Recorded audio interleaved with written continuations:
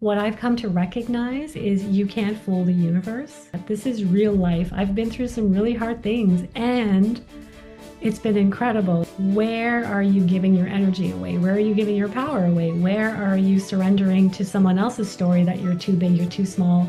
It's energy, it's a frequency, it's science. Whatever you put out there, I promise you it comes back.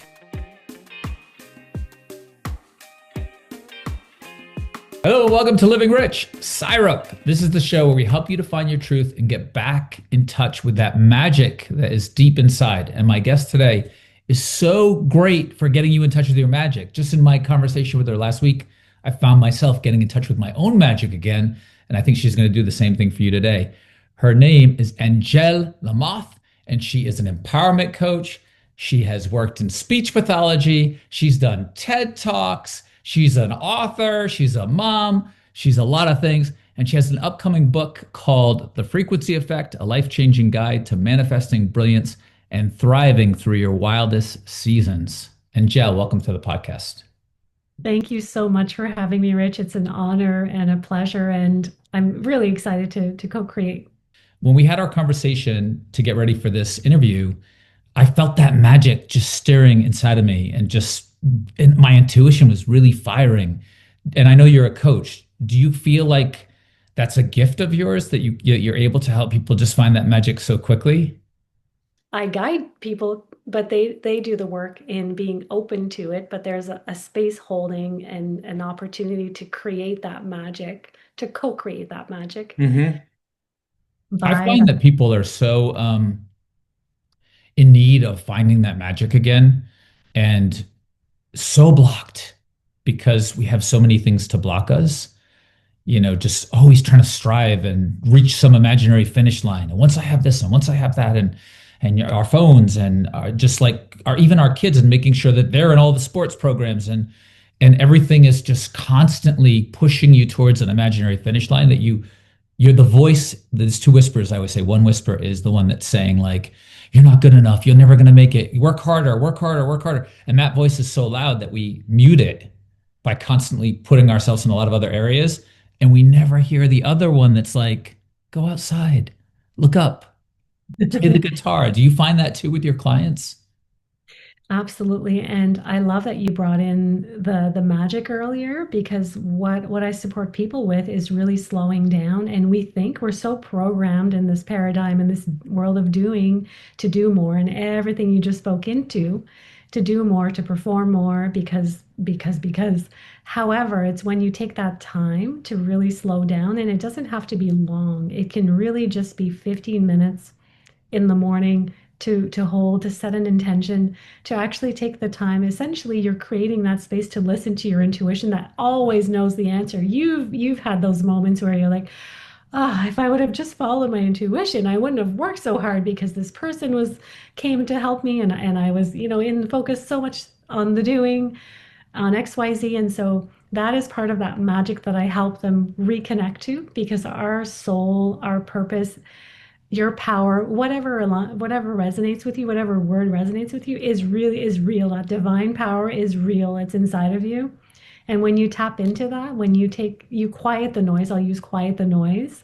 It gives you access to that. You've already have it, but we are so busy that we don't hear it sometimes, or the answers are there, they're always there. And sometimes we can't hear them. And that's okay. It's part of a process, but that's part of the magic that I help support people get tap into because it's there. We just can't hear it or see it or smell it or programmed, to access it in a different way. Yeah, you can't just, it's not like a commodity where you could just be like, okay, now we're going to trade intuition on the stock exchange. But it's just as real as anything else. If it's more real than anything else. But it's so blocked. You're so right. Sometimes you can't. I think a lot of times people will dismiss things. They're Mm, feeling it, but they dismiss it. I think I did that for a while, where absolutely. you see a sign, you go, oh my God, I smelled that smell and I just saw that butterfly. My grandmother loved butterflies and it's the exact time that she died on the day that she died. No, it's just a big coincidence. It's like, no, it's not.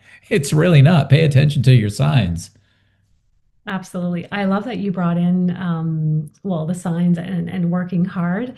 part of the magic also comes from sorry, you mentioned blocks. And so it's being that aware that you are human, that you have those blocks. So yes, we create that space, but it's having the courage to look at yourself. And so it's like it's mindset meets universe meets presence meets slowing down to access that intuition, if that makes any sense. Because anyone can program themselves to do anything. As you know, you can't work out one day and say, "Oh my gosh, I don't have any muscles." And so it's the same principle, but we're not necessarily taught to slow down or to process our emotions in a, I don't want to use healthy way, but in a way where it unblocks and aligns all of the magic that's just waiting, Mm. that unraveling, that access to everything we have already. I love how connected you are to the universe and that you bring it up and you say, in the universe or whatever. And it's whatever it is for you. For me, it's definitely the universe. And I can feel the universe telling me things all the time through meditation, through just sitting with my thoughts. And if you don't have that quiet time that you're talking about, you don't allow it to break through. Mhm. So, how do you tell somebody when they're coming to you, not tell somebody, but get them to give that to themselves in the morning? People are so busy. Yes. I love that you brought commodity earlier, spoke about commodity. So I'll come back to your question. It's related. Frequency or energy or energy is really the highest, most powerful commodity if that was something you could trade. And so that's often where I start with my clients. Like, where are you? So, as if you're looking at your energy like a bank account, where are you doing things that you don't really feel like doing? They're chores, they're people that expect from you. So, doing an inventory of where do you spend your energy bank? Where do you spend your money?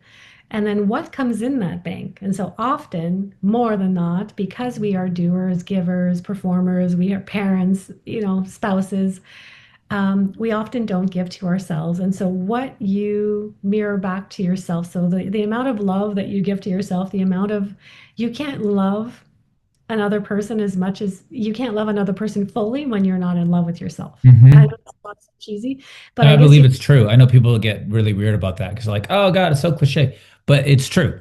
energetic perspective, like if you don't have the courage to look at your blind spots, to look at where you've grown, to where you're going, to like, wow, this is amazing. I'm choosing to become Mm. a better person. You can't really do that for someone else. And so to come back to your question Oh, initially, clients, walking them through that and like, because we're also programmed to not make mistakes, to live in silos, to not ask for support. That we have to do our own thing because asking for help is weakness. And it's so um, funny because I have a lot of clients that tell me the same thing that I didn't know this was a thing until I heard it through a lot of different people. And they tell me that one of the things that they feel is they feel like they're too much. People have told them that they're too much in their life.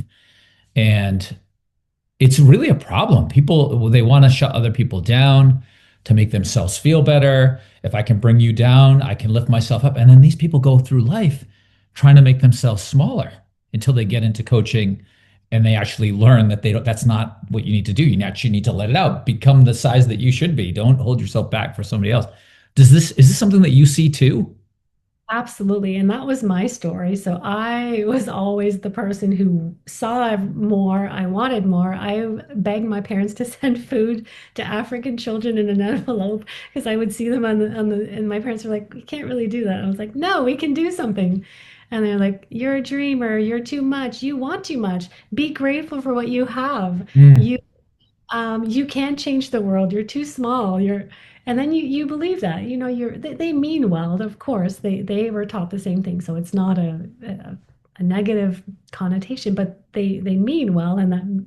But yes, from myself included, but it's constantly a discussion, and so that's where we come back to energy. And where are you giving your energy away? Where are you giving your power away? Where are you surrendering to someone else's story that you're too big, you're too small, you want too much, you're selfish, mm, you're greedy. So it comes down to that piece where, okay, when you release that, layer by layer, piece by piece, however fast, because it can be as quickly or as it can be long and drawn out. Some people spend their lifetimes and choose not to, and that's fine. It's their journey, but you can go as quickly or as slowly as you want. But when you ask for it, when you ask for the signs, when you ask for, okay, I'm ready to let this go, ready to let this pattern no longer drive my life.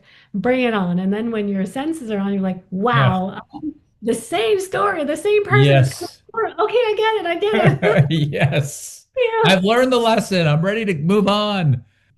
You Yeah. mentioned gratitude, be grateful for what you have. And I know that's in the way that you were saying it, so it can limit yourself. Of course, we don't want to do that. But you did a TED Talk, which I watched, and I loved it. It was about like applying gratitude to parts of your life that can be difficult and taking the lesson out of that. And that is something I've used in my life recently. I didn't do it when I was younger, but it's such a powerful tool. How did you get to that point of really understanding that gratitude was the way through? I really didn't understand it as I was going through my son's health journey. So 3.5, almost 4 years in hospital, and really life-threatening. In the moment, I was thriving. There were very difficult moments, but I was doing well. I was thriving, and I didn't.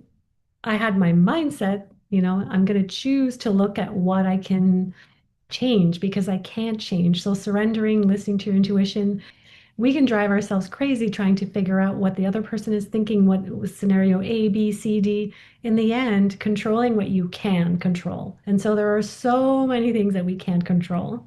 And so what can control? So I could control how I responded,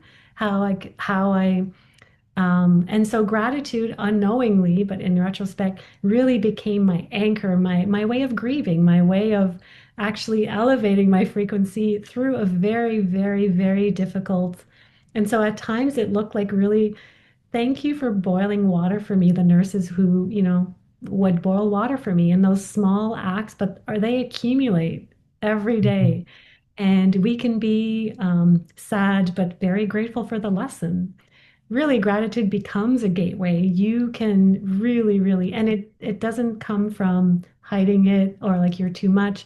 Be grateful for what you have. It's in a different, whole, divine, or responsible. I'll use responsible way of using gratitude, really, because it's one of the highest frequencies with joy and love that we can, and what we emit, what we are, what we generate, really, we magnetize and attract it back into our lives. And so yeah, that's really the stepping stone of how I got into. I was always a little that way, in terms of gratitude and recognizing, but it really exponentially grew, and I recognized that it was a powerful coaching tool that for anyone going through something really, really hard, not putting it under the carpet, not pretending everything's perfect. That's not the type of gratitude we're referring to, obviously, in this moment. It's really being grateful for the lesson, the hardship, but the beauty that comes with it as well. But feeling it, genuinely. And when your child's in the hospital and going through a health crisis, And, is there ever a moment where you say, why is this happening? Like, why am I being put through this? And that's the wasted question. I know it is too as a coach, but I feel like people, when they hear coaches, they think, oh my God, this is great. And they write it all down. And then they have a tough time and they think, oh, I failed at this, not realizing that we also go through the exact same thing. We just reset and we know how to get through it because we have the tools that we're trying to help other people have. But did you have those moments where it just felt like, why me? Of course I did, because I'm human. And I think the magic that you're talking to, not I think, the magic that you're referring to about coaching yourself through it, you can choose to sit in it for years and never get over it. And I honor people who choose that. It's not a judgment. Or you could choose to walk through it. And so I'll give you a concrete example so that where my mind's going. When my son was in hospital, my ex and I spent a lot of time in hospital. And I had chosen a harmonious, loving that my kids wouldn't be a stigma and a cliche like, oh, kids of divorces are broken. I refuse to believe that. And whatever you believe, whatever you put out there, people will go with it. And so it brought to the surface lessons that I hadn't fully integrated. So emotional triggers that I thought I had cleared, that I thought I had, evolved, learned from. It really brought them back to the surface. And even in those moments, I was grateful. I would thank the universe for giving me that opportunity to be a little bit emotionally triggered, like not going but when you're triggered or when you respond from lack, no love, no gratitude, when you're um, in judgment or however way you respond, it's a clue, it's a mirror that tells you, all right, I haven't quite healed that. And so even in those very difficult moments, I would use like, okay, I'm healing my Hmm. relationship with my ex. I'm healing my relationship with my kids. We had an amazing relationship, but I'm learning to love him more in a different way. I'm learning we're intimate. We're spending so much time together. This is incredible. There's time that we'll never buy back. So I was choosing to see all those moments, and even seeing gratitude in those triggers or in those like, okay, I'm becoming a better person. I'm becoming the next best version of myself by having the courage to look at those parts that, oh, I thought I integrated or cleared that, or I don't know what word you would use, but I thought I coached myself out of that already. And being like, oh, what a jerk, or why did he say that? But again, not being able to control anyone. Like I could have tried to control other people, but you really cannot. It's No. impossible. Luck with And if that. something's popping up for you in those moments, it's probably because you haven't learned the lesson the last time it popped up. 100%. And if you're open and understanding and you give yourself that grace that I'm human, I'm just going to try again. Like, isn't it amazing that you can try over? What a great opportunity. Yes, it's a great opportunity to learn. I think about it all the time. It's so funny because I was sitting on the porch today meditating, and I was looking up at the trees after my meditation. And 10 years ago, when I lost my job and I lost all my money and I was going through a health crisis and I was going through a divorce, I thought, why is this happening to me? I work so hard. I don't deserve this. Poor me. And now, after just learning really from being given the gift of having all these great teachers, actually, and having knowledge come to me through meditation and through friendships and through people like you, I was looking up at the trees and I said, I have been given such a gift that job went away because for the last 10 years, I have not made nearly as much money as I used to, but I've been home with my kids. I've been in their life every day, every second, all the time, taking them to school, making them lunches, going to every sporting event, going hiking with them, looking up at the trees, getting reconnected to myself. And what a huge gift. You can look at something as like, oh, I'm out of the industry. I lost that job. This is terrible. But if you do what you're saying and apply gratitude to it and understand that everything is happening in your best interest, just apply gratitude, even to bad relationships, toxic relationships, parents who weren't so great to you when you were younger. Gratitude. My dad was never good around the holidays. For a long time, I used to think, oh my God, he just ruined these holidays. And then one day my wife said to me, but you're the best at holidays. Like you are so good at holidays. Make everything spectacular. I said, yeah, because I want to make sure. And I was like, oh my God, I would not be so good at holidays if he hadn't been so bad at holidays. Contrast, it's a gift.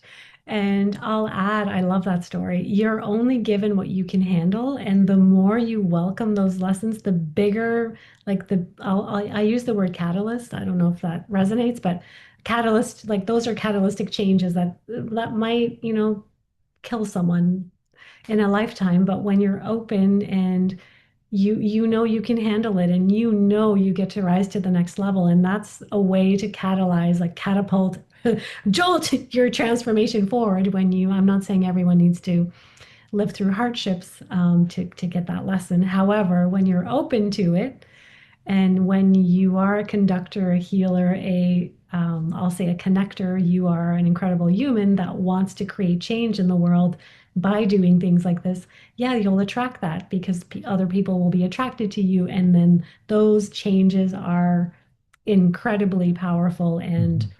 ripple beyond our human brain imagination.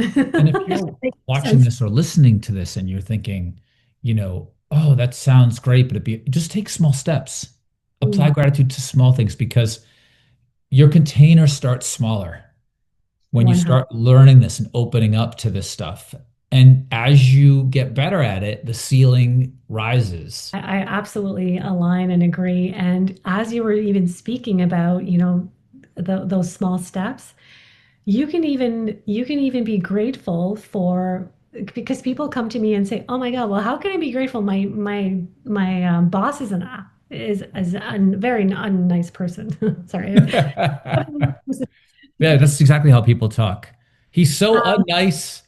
He Yeah, is just so unnice. yeah. There's my French. Unnice. Um, That's the nicest way you could ever talk badly about somebody. how He can is I so be? unjoyful all the time with his unjoyfulness. How can I be grateful for my boss that's a jerk? Really, I don't get it. And so even if you're not able to see that at that moment, even just that contrast, just that statement, how do you want me to be grateful for my boss? How can I be grateful for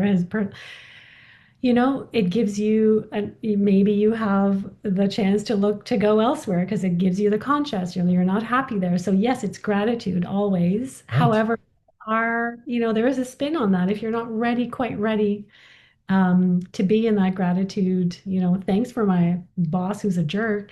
You have a job, I can go on and on, but But even that boss, you're thankful for not the boss who's a jerk, but you're thankful for learning how to set boundaries. and the lessons you're learning and what you're creating and you're becoming a better person and a better version of yourself. And so thanking yourself, and that's where the gratitude comes in as well. When you're willing to change, when you know you're like, I'm human. Today was not a great day. I made a mistake. Guess what? You can start moment to moment, step by step. Very little things will shift. And I'm sure you've heard the expression, today's ceiling is tomorrow's floor. That's just, I've never heard that, but I like it. yeah, it's just the way that it works. Like you Yeah, have to start over and over and over. Like, that's beautiful. if that Because makes I sense. could just talk to you for hours and hours and hours, I skip all over the place. We're going to keep going. There's no, I'm not looking at the clock, but I wanted to ask you when you were talking about, your son who is in the hospital, is everything okay now? Yes, absolutely. Um, Health, thriving. I dropped him off to university 2 weeks ago, and so Oh, that's great. That's how uh, many kids do you have? three. Three kids. So I always find as a parent, people say like, what do you try to pass down? What lessons do you pass down? And it took me a little while to realize this. I talk a lot to my kids because I'm a coach. So I'm trying to share anything I can with them about how to respond. And hate only hurts the person that carries it and anything and everything, right? But what I realized is really ultimately the best lessons I teach my kids is the way that I treat myself. So what have you taught your kids by the way you treat yourself? So I love that question, and I love everything you just shared. Really, that number one person in your life is yourself, and it's not coming from selfishness. It's not coming from I'm the only one that matters. I'm not gonna help support and be in harmony with everyone around me. It really comes down from that space of selflessness where you fill your cup first. And so as I meditate in the morning as well, and I've trained my kids, no matter how busy my house is, this is the non-negotiable time. You can come in, but you quiet, no electronics, don't have your iPad. Like this is my sacred time. I often will lock my door, and I explain to them that that's my way of being more patient with them, more loving, because I have that space to absorb. And so that's one example. But to answer your bigger question, is it's ways of being. So how you be, how you respond. You are only responsible for you. It doesn't mean that you have to let people treat you a certain way, but you also get to acknowledge that they're human and they're learning too. And you get to love them. You don't have to be friends with them. You don't have to invite them for dinner, but you get to love them the way they are. I love, we're talking about kids right now, and one easy way to do gratitude, on a Sunday doing three lunches, I'd be like, oh, I have to do three. Yeah. Get to. Exactly. I get to. And isn't it amazing that like just we were talking about earlier, like small little things that shift you. Isn't it amazing that we have food? Isn't it amazing that so I pour love into their lunches. I pour love into, and their sandwich and their apple I'm cutting, like just pouring love and that's an intentional way of pouring, love and gratitude into literally into their lunches but also shifting your mind. Wow, isn't it amazing that I get to do a lunch? They get to go to school. They have privilege. We're in a country where there's no war. Like we can go on and on and on, but those are Right. very significant things that you can train your mind because you're not born grateful or you're not born a certain way. Like you mentioned earlier, it's training your mind to think that way, and it really will ripple back and it's energy, it's a frequency, it's science. Whatever you put out there, I promise you it comes back. Right. We're going to get into manifestation for sure. I cannot wait to talk about manifestation. I want to talk about your book for a second. I love the title of the book. It sounds amazing. I'm going to say it again, the frequency effect. I'm already in because I'm all about frequencies and vibrations. A life-changing guide to manifesting brilliance and thriving through your wildest seasons. What is this book about? So this is 5 years in the doing, and so recognizing that even through a divorce and working in healthcare through COVID, um, I was in a very good space. And so I thought, why am I in a good space? How am I thriving when my colleagues are burnt, when everyone around me is um, what's the magic? And so my book started unknowingly at that time. And so it starts with shedding layers, looking at yourself, having that courage, what we talked about, spoken to during this interview, and then how really you do attract what you emit out there. And so using energy as your frequency, as your if we talked about currency earlier or your the trade you talked about asset, like your most important asset. And that energy comes from everywhere, from the way you love your kids, the way you love your family, the way you love yourself. But it extends beyond that. And so this is real life. I've been through some really hard things and it's been incredible, an incredible journey. And so, teaching, sharing, gifting people with that same beautiful magic that they already have inside of them. They just get to access it and find ways to find it because it's there. It's palpable. It's alive. So, energy and manifestation is something I'm super interested in. I do believe that the universe gives you signs and that you have a signal that you're emitting and that you're pulling stuff to you that you're emitting and that you can pull things to yourself that you want. But manifestation to me is such an interesting topic because I think people misunderstand it often. They think if I really just want this really bad and I hang on so tightly and I just think money, money, money, money, money, money, that's the signal. And that's the opposite. You're strangling it. You have to believe you already have it. You have to feel abundant in all areas of your life. You have to live like you're already that person.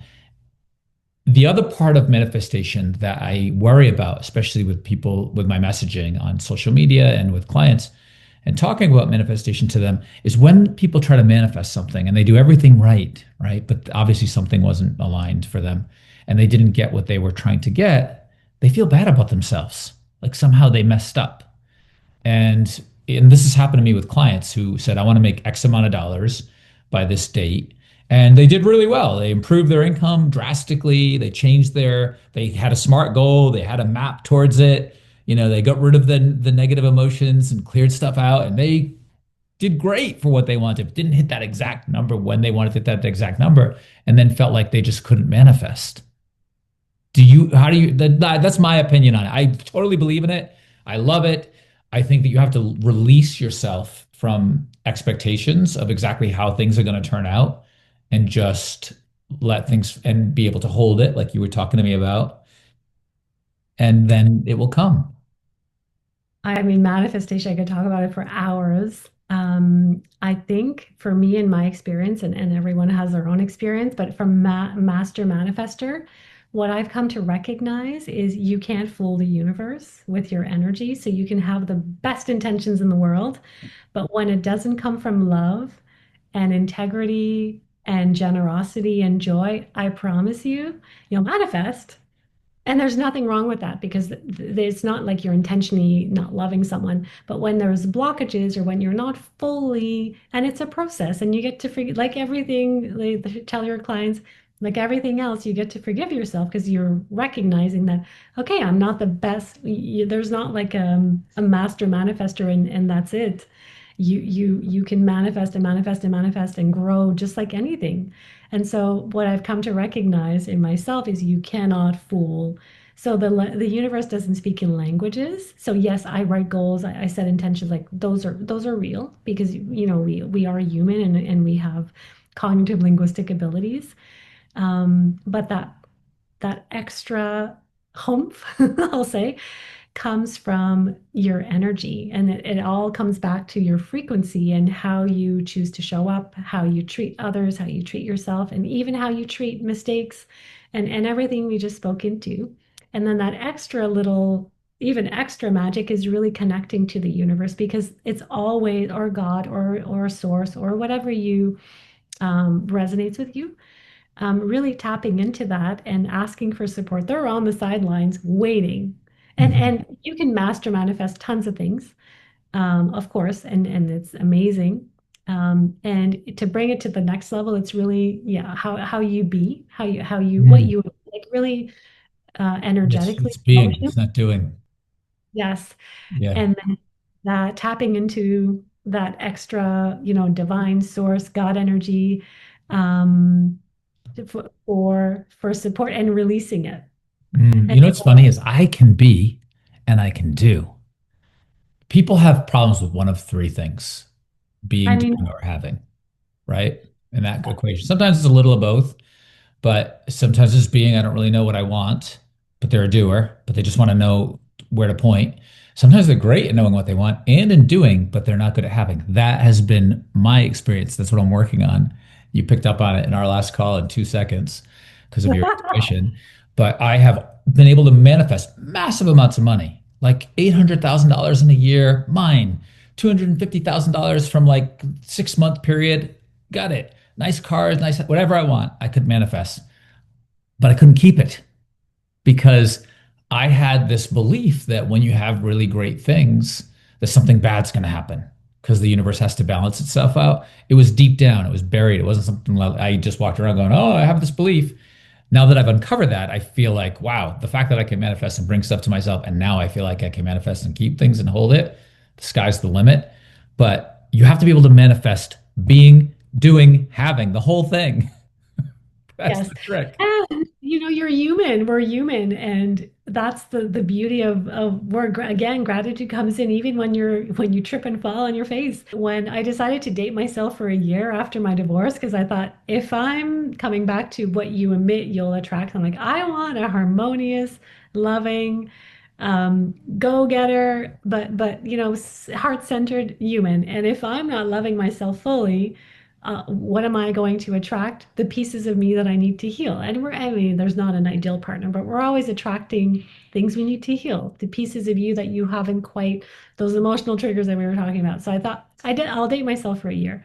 So I did, and that's in my book. So I have some really interesting stories. What does that look like dating yourself? Would you actually go out to dinner with yourself? Yeah, so I was in Vancouver, one of my favorite cities. I was going to visit a friend, and I was at this fancy sushi place, and they felt pity for me. They're like, "Poor woman, she's been stood up, or something's wrong with her." And they kept coming to the table. Are you waiting for someone? And in the end, like the most freeing part was. In the past, I would have to justify, well, I'm dating myself for a year, or I don't worry, and in that moment, that was true freedom because I thought, wow, I don't care. Wow. Not. I don't mind if they think whatever they think. I had a great gift happen to me. I don't know if I mentioned this to you in the call. I might have that we had beforehand, but I was in the pool in my backyard and I was floating in the pool, and the way the sun was hitting the trees took me out of my body, and I felt the 72-year-old version of myself take over. Did I tell you this? Okay. And I was floating, and it wasn't like I was thinking, I wonder what it would be like if I were the 72-year-old version of me. No, it was 72-year-old me in my body. And I saw the light coming through my bedroom window from outside. I could see the light shining through like rays of light. And I just had this feeling of like, enjoy every moment because someday you'll miss even the light shining through the window. So Mhm. just make sure that you're here right now and that you're really enjoying every moment because that is what it's all about. It's not Mhm. about next week, tomorrow, next year, last week, a month ago. It's just right now. And I love Eckhart Tolle. He's one of my favorites. And that was such a magical moment for me. I think that's the secret, gratitude and being present. And guess what? You will be so much more productive at work when you've given yourself permission. You are on fire. You've had those experiences. I'm sure your clients too. We talk about that all the time where you've been stuck on a project. You've been, using your brain. And we're not saying, Rich and I, just lie in your pool and I'll do anything all day, ever. Of course not. But it really gives you the fuel. And when you're out of the perfection, when you come back to the human, when you come back to new moment, new opportunity, ebbs and flow. Some days you'll float in the pool all day. Some days you'll float half an hour, but using that presence and that gift to really fuel you. And that's where the energy, the power, Mm. that crazy, wild ideas come from. And it's born, and you can finish your project in a fraction of the time. So that comes back to managing your energy. That's really what I speak to my clients as well. And Eckhart Tolle and what you just spoke into, you need those moments to fuel your body, to fuel all your bodies so that you can be a master manifester, a master creator, to create from that space. And it's so much less work, but we're trained, myself included, do, like in the past, I'm going to work 75 hours and I'm going to get, and we're not saying don't work, but there are moments where you can work way less and generate at so much more. Yes. That Because makes you know what sense. you're doing? You're taking it from like a small radio satellite and you're turning it into a huge satellite dish by Yeah. giving it by sharpening the axe. Yeah. By instead of just chopping and chopping and chopping and chopping, you sharpen that axe, you chop a lot faster. So I think for me, it's not even about all day or this or it's the moment. So this morning when I meditated and I was done, I said to myself, you have a lot to do now. Okay. It's like 9:30 and you need to get going. You already worked out and you did all your morning routines. And I just saw the sun coming through the trees. And this is the difference between me 10 years ago and now. I said, you're going to sit here for like another 5 or 10 minutes and just enjoy this, or however long you sit here, because right now this is pretty awesome. And that's what I Mhm. did. And I didn't feel anything pulling me. I just said, I'm just going to sit here until I'm ready. And then I was ready. You that fueled you even more for your day, but that presence, that ability to let go of the need to go get your list done because you have a lot to do. That's beautiful. You work with people who are facing their death Mm, in the cancer unit as a speech pathologist, throat and neck.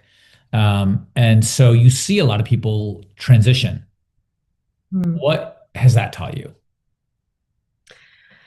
Oh, so much. What legacy? What do you want people to remember you by? Guess what? No one's going to remember the kind of car you drove. What are they going to say at your eulogy? And so coming back to presence, coming back to who do you want to be? What do you want people to remember you by? Those moments, those connections, what's important to you? And so I have those really difficult conversations. Sometimes, and they don't all die.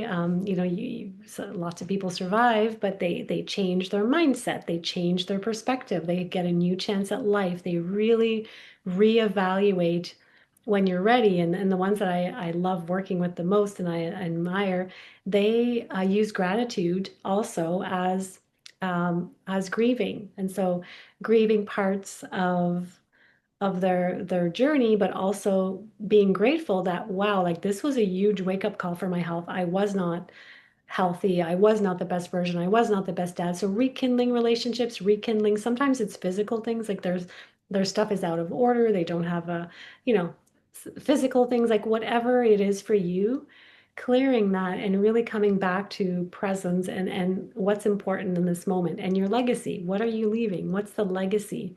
I feel like the story is important in this moment. I received a call from a woman like 4 hours after her husband died, and I'd followed her husband for a long time, and she was calling me to thank me for all of the years, and I thought, wow, that's incredible that she's using gratitude as a way to celebrate. It doesn't make it easier. Her husband's gone, like but he's gone regardless.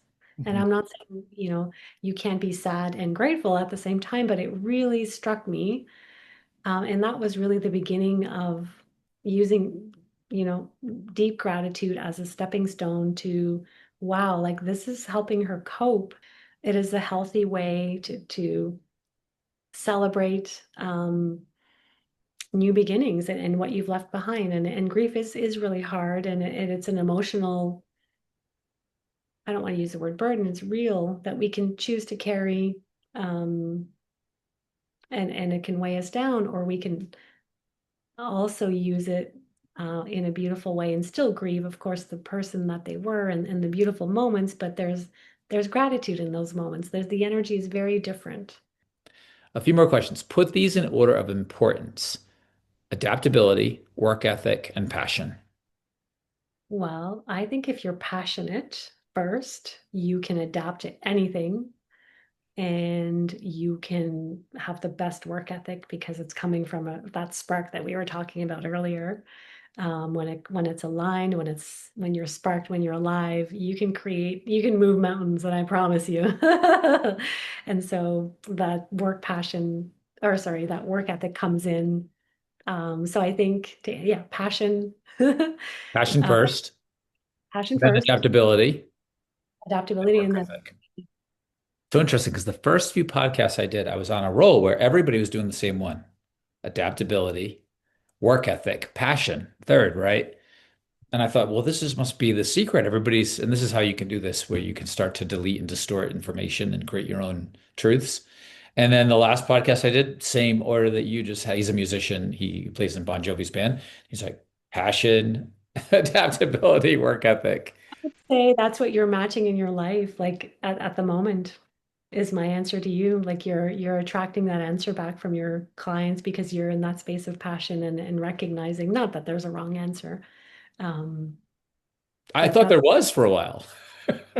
and there you go. There's I'm rethinking the entire thing because I thought, well, man, passion, you can be passionate about a lot of things. What's the difference between being passionate and obsessed? And, I put a lot of thought into this question on my own behalf.